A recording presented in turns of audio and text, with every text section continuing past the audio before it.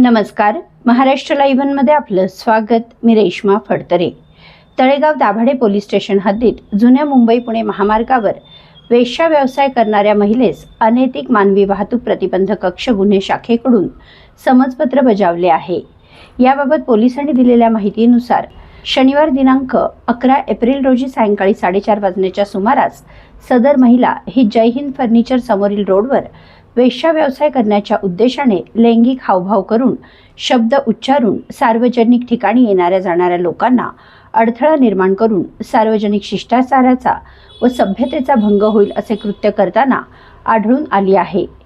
Central चौक ते वडगाव फाटा या परिसरात राजेरोसपणे वेश्या व्यवसाय करणाऱ्या महिला महामार्गालगत उभ्या असतात व या महिलांवर अनैतिक मानवी वाहतूक प्रतिबंधक कक्ष गुन्हे शाखा तसेच तळेगाव दाभाडे पोलीस स्टेशन यांच्या वतीने वारंवार कारवाई होत आहे. परंतु कायद्यात या महिलांवर गुन्हे दाखल करताना काही मर्यादा असल्याने पोलीस प्रशासनाला या वेश्या व्यवसायावर पूर्णपणे आळा घालणे शक्य होत नाही.